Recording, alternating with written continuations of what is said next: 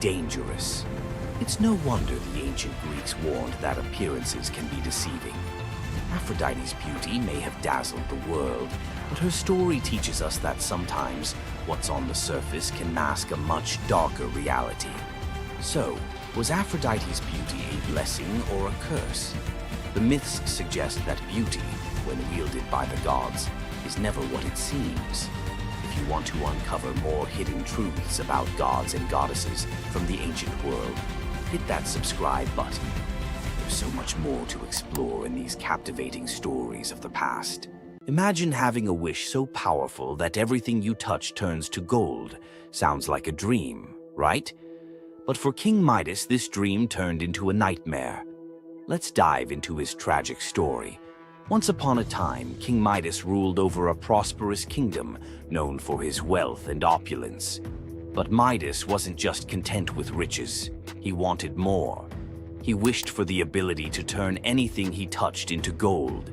One day, the god Dionysus appeared before him and, impressed by Midas's devotion, granted him the wish. At first, Midas was overjoyed. Everything he touched, his food, his treasures, his furniture, transformed into gold. His wealth grew beyond imagination, and his joy knew no bounds. But soon, Midas realized the curse of his wish. He touched a rose, gold.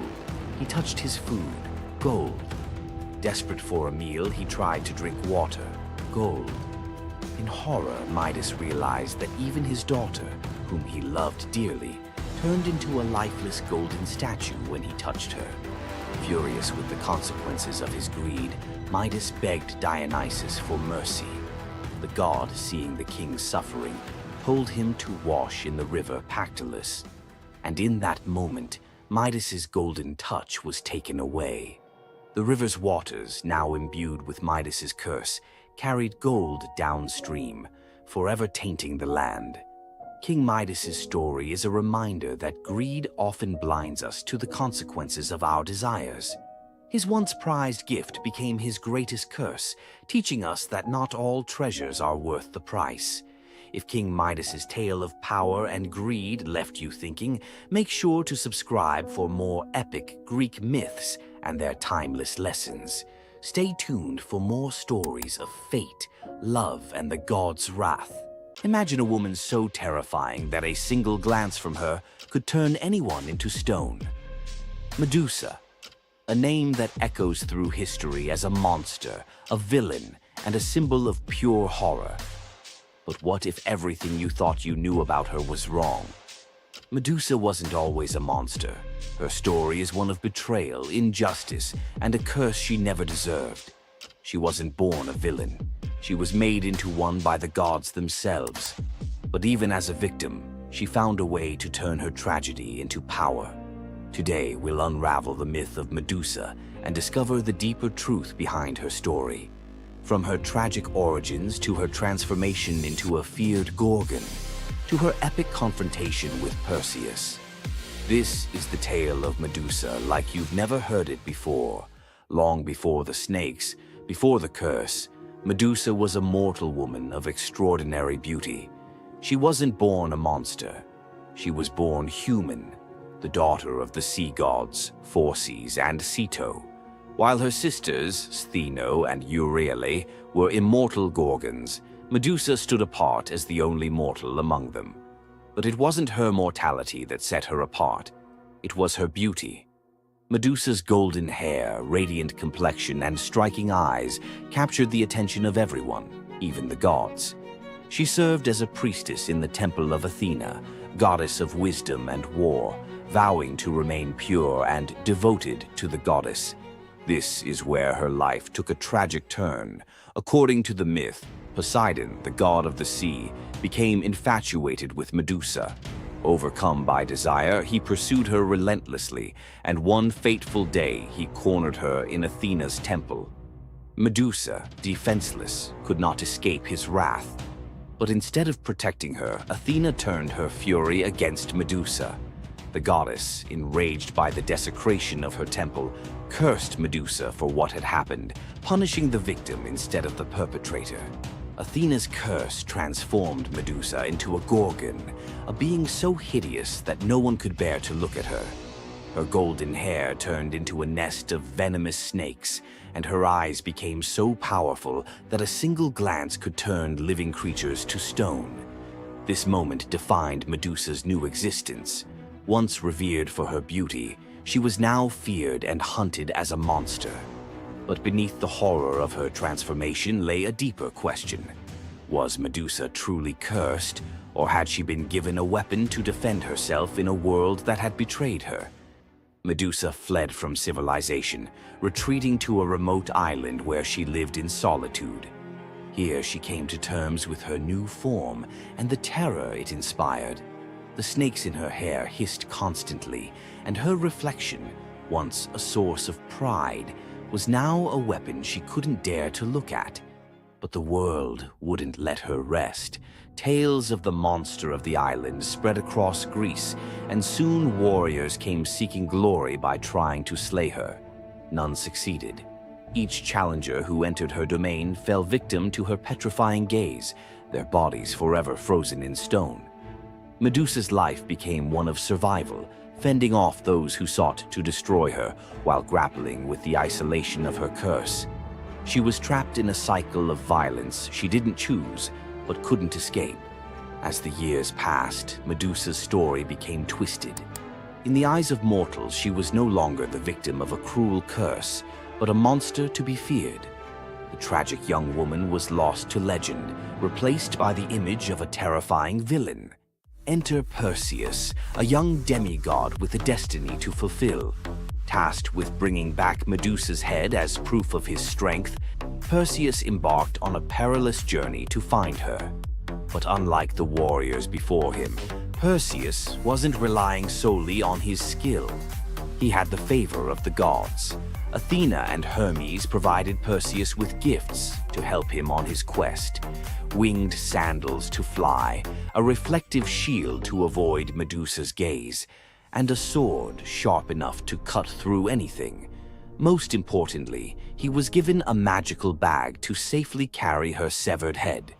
Perseus's journey to Medusa's lair was filled with danger, but none compared to the final challenge, facing the Gorgon herself. When Perseus arrived, Medusa was sleeping. For the first time in years, she looked peaceful, an almost human reminder of who she once was. But Perseus couldn't afford to hesitate.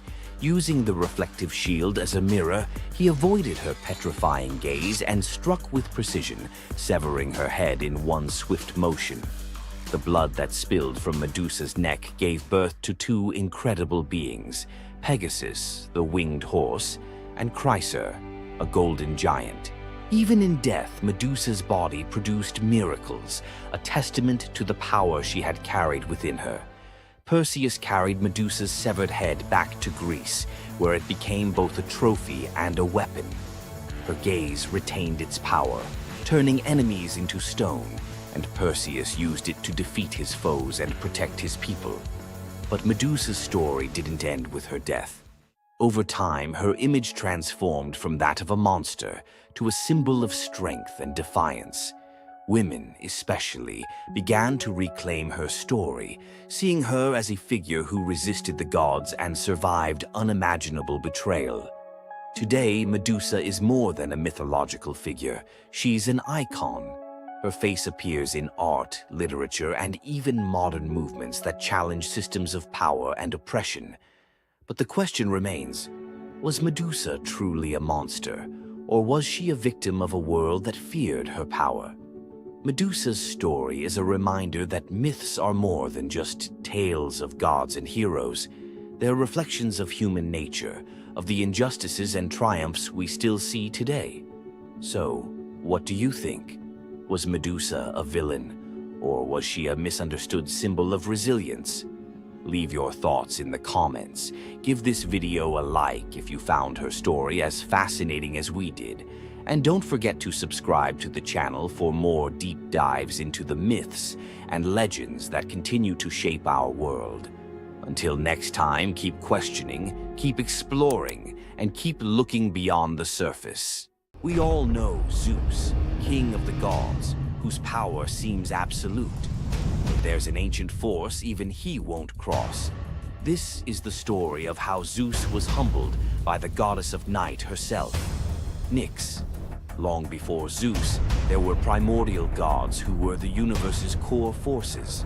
The most powerful was Nyx. Born from chaos, she is the night. Her domain is the inescapable shadow that falls over the world, and her children are forces like Hypnos, god of sleep, and Thanatos, god of death. Our story starts during the Trojan War. A furious Hera wanted to help the Greeks against Zeus's orders. To do it, she needed Zeus asleep. She went to Nyx's son, Hypnos, with an irresistible offer: put the king of the gods into a deep slumber. Hypnos was terrified. He'd helped Hera once before, and when Zeus woke up, his rage was legendary. He hunted Hypnos, ready to hurl him into the sea. The desperate god of sleep fled to his mother, Nyx. When Zeus arrived, he stopped dead. Unwilling to offend the ancient knight, he retreated. Despite the memory, Hera's new offer was too good to pass up. Hypnos put Zeus to sleep, and Hera got her wish. But this story from Homer's Iliad isn't about the trick. It reveals Zeus's deep, reverent fear of offending night. Nyx's power isn't about force. It's her very essence, a cosmic order he dared not challenge. The clash between Zeus and Nyx wasn't a battle of thunder and shadow, but of authority versus primordial power. Nyx's presence alone was enough to remind Zeus that even he has limits. The brilliant order of the day must always give way to the profound mystery of the night. If you enjoyed this trip into mythology's shadows, like this video and subscribe for more. Comment below on which primordial deity you want to see next.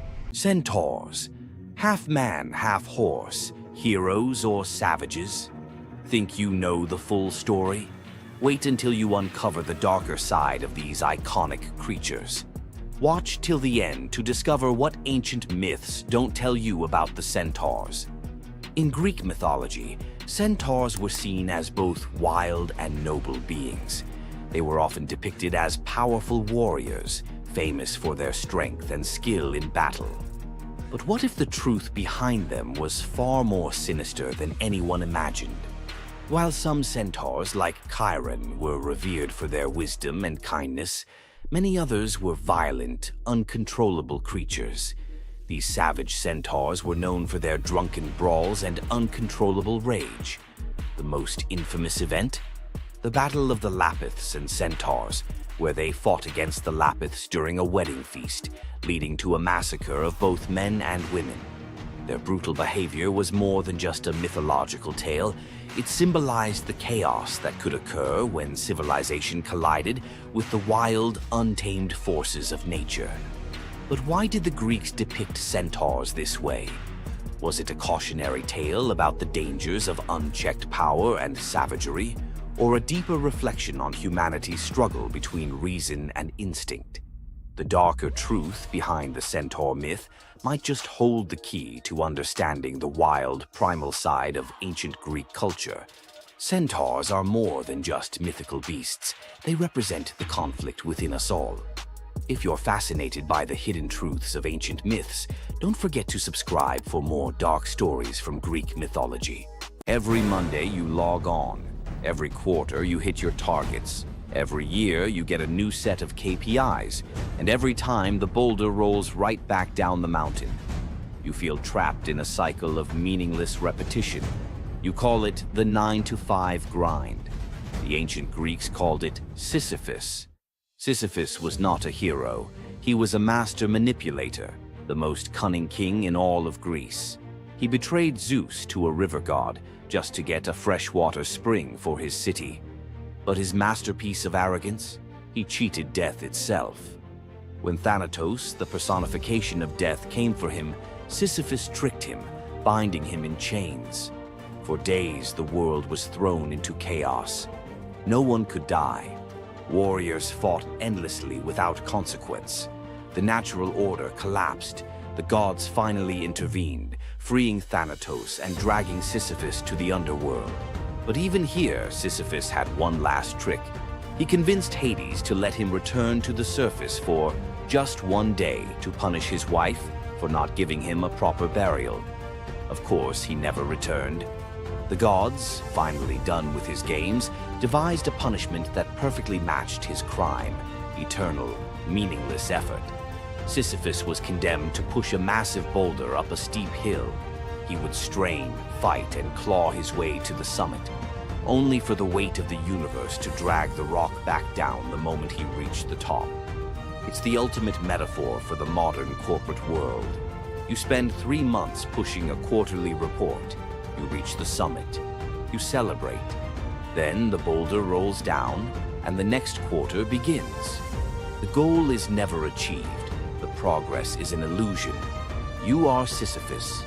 But here is the revolutionary twist, the secret that transforms the myth. The philosopher Albert Camus saw Sisyphus not as a victim, but as the absurd hero. Sisyphus's freedom doesn't come from escaping the mountain, but from accepting the struggle. The moment he acknowledges the futility, the moment he finds meaning in the push itself, in the sweat, the effort, the sheer defiance of continuing, he defeats the gods. His walk back down the mountain is not a walk of defeat, but a moment of conscious, deliberate choice. It is the moment he chooses to be happy. So, the next time your KPI rolls back down the hill, remember Sisyphus. The goal is irrelevant. The only true freedom is finding joy in the effort, not the outcome. Loki's punishment was brutal.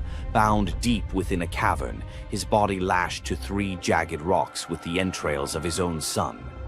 Above him, a serpent hung poised, venom dripping relentlessly onto his exposed skin.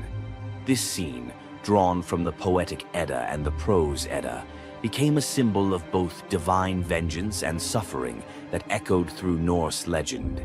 But the gods never counted on one presence: Sigyn, Loki's faithful wife. Her hands trembled as she knelt beside him, catching each drop of poison before it could sear his flesh. Her quiet devotion became a fragile shield against the god's wrath. Why did she choose loyalty over escape? The answer reveals a truth about love that endures even when the world itself seems lost to darkness. Yet before the cavern, before the venom and the silence, there was a betrayal that shook the heart of Asgard. Baldur was the light of Asgard, cherished by gods and mortals alike. His laughter filled the halls, a warmth that even the golden apples of Idun could not rival. When ominous dreams began to trouble him, his mother Frigg, desperate to protect her son, secured oaths from every creature and object in existence never to harm him. All, that is, except the mistletoe, too slight, too innocent to warrant suspicion. Loki saw opportunity in what others dismissed. He fashioned a dart from that fragile branch and sought out Hoder, Baldur's blind brother. "Here," Loki murmured, placing the weapon in Hoder's uncertain grasp, "let me guide your hand." The dart struck its mark.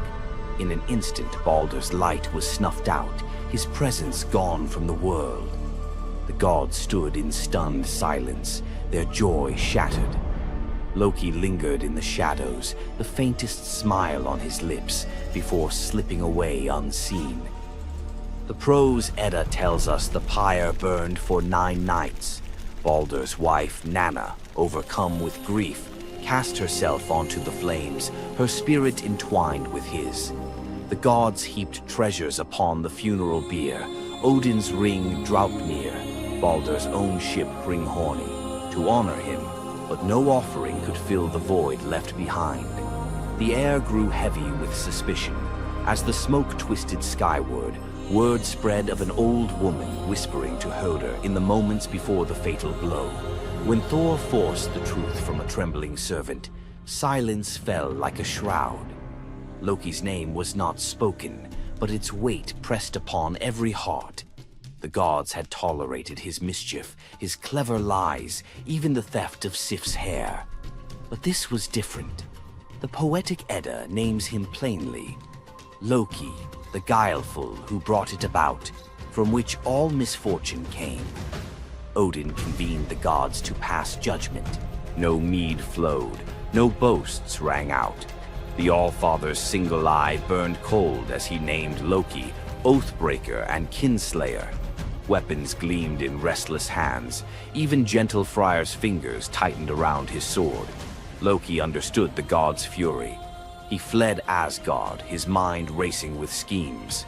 As told in the prose Edda, he built a lodge in the mountains, doors on every side, always watching for his pursuers. Still, he could not outrun their vengeance. Odin's gaze found him, even in hiding. When the gods arrived, Loki tried to slip away, transforming into a salmon to evade capture in the river's swift current. But Thor's grip proved stronger than fate. Dragged back through the gates he once helped raise, Loki passed faces twisted with anger and betrayal. The gods' judgment was swift. The path ahead led not to mercy, but to a place where pain and silence waited in the damp and the dark. They forced Loki into the heart of the earth, a cavern where the air pressed cold and heavy, and every sound echoed off stone walls, slick with damp. Water dripped steadily from above, each drop magnifying the hush that settled over the gods as they set to their grim task. The stench of venom lingered, sharp and persistent, mingling with the iron tang of old blood. Odin's single eye caught the flicker of Skadi's movement. A silent nod passed between them, sealing what would come next. 3 massive boulders, freshly gouged with holes, stood ready. The gods had not brought chains or rope. Instead, they made Loki's punishment a reflection of his own chaos. The prose. Edda tells us they transformed one son, Vali, into a wolf who slew his brother, Nari. With the entrails of Nari turned to iron by the god's will, they bound Loki fast, wrists, neck, thighs, and ankles locked tight against the unyielding stone. As the Völuspá declares, with the guts of his ice-cold son, the killer is bound. Each knot and twist was deliberate, a reminder that his own blood now held him captive. The weight of the rocks pressed into his flesh, a constant ache that would never fade. Skadi stepped forward, her presence sharp as frost. In her hands a serpent writhed, its fangs gleaming. She fixed the creature to a stalactite directly above Loki's face. "For Balder," she said, her voice steady and cold. The serpent's jaws parted, and a bead of venom gathered at its tip. It hung for a moment, then fell. Loki's scream reverberated through the cavern, his body arching in agony as the venom burned into his skin. The pain was relentless, searing into bone, and the world above felt its echoes, earthquakes shaking Midgard, rivers shifting, the roots of Yggdrasil quivering. The gods watched in silence, their faces unreadable. Justice, they believed, had been served. As the serpent's venom continued its slow assault, the rhythm of torment became all-consuming. The next drop formed, poised to fall. Then a figure emerged at the edge of the chamber, a woman, silent, a wooden bowl cradled in her hands. Sigin's arms were blistered, her sleeves stained, but her grip was unwavering as she stepped into the circle of pain. The cavern held its breath. Sigyn knelt, her presence a quiet defiance. The venom hissed into the bowl, wood darkening with each drop. The gods turned away, their judgment complete, but the story within the cavern was only beginning. The bowl rested in Sigyn's hands, its wooden sides polished by hours of silent endurance. She knelt on the cold stone, skirts bunched beneath her, and waited for the serpent's venom to fall.